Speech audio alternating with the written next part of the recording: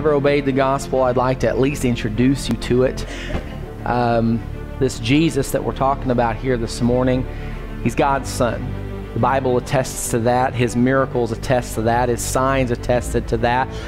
History that's been recorded shows us very clearly that this was a real man. He really did these things, and there were just too many witnesses. Paul said it wasn't done in a corner. It wasn't hidden. It was done in front of world leaders on the world stage, in front of people who could verify these things. The New Testament was distributed to the people who were alive when these things were going on. There were people still living, absolutely, because the apostles were still alive to write it and pass it around. They distributed it to people who were on that hill when he preached that message, who were by that pool when he healed that man, who were at that cross when he was crucified, who were in that field the next time he taught. There were people who received his word during those times. It's true. There are witnesses. There's nothing better attested to. We have copies of all these histories and poetries and wars and things that we take that, yeah, that's the truth. We've got 8 copies of this written 1,300 years after it happened. We've got 11 copies of this writing, and it was 300 years after the person that was written after, the biography of this king. It was written 300 years, 200 years, 900 years after he lived. And we just take those as the gospel. But we have over 5,400 manuscripts written within 30 years. In one case, we got fragments of the Gospel of Mark. That may actually be an original copy. Some of that we've got that was written by Mark, we don't know that for sure, but we have very recent copies within. We've got prophecies of Christ that were written hundreds of years. The parchment we have was dated as hundreds of years before Christ lived. And so you can't tell me that these prophecies were twisted to make this Jesus having been fulfilled, that he fulfilled them. You can't say that we changed things, because we have the writing from before he came on the scene, before he was ever born into this world.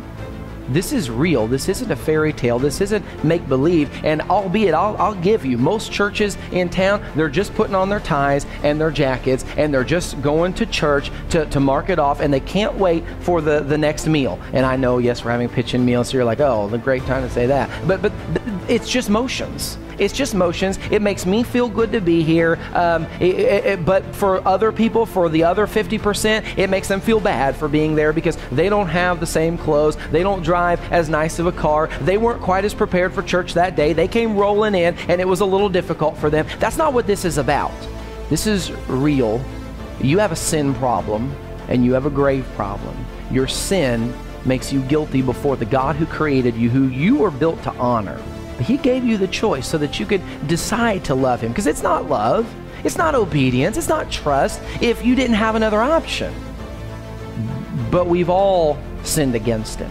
We've all lacked that trust. We've all needed God to help us with our unbelief.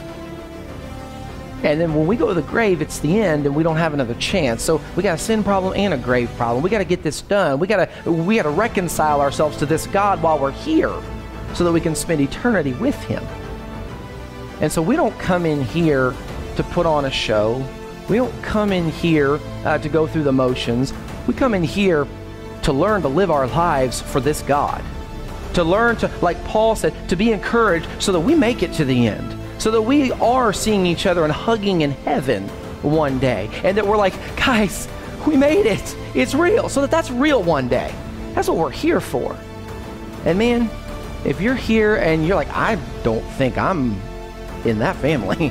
I don't think I'm part of that crew right now. Well, let's talk about it. Let's have that discussion. It won't be weird. It'll be full of grace. It'll be just a, hey, here's the facts. Here's the deal.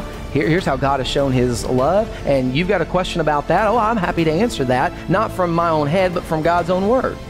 Let's talk about that. Let's get you into this family. There's no one who's barred from it. There's no one who's done anything so bad that they can't get into it.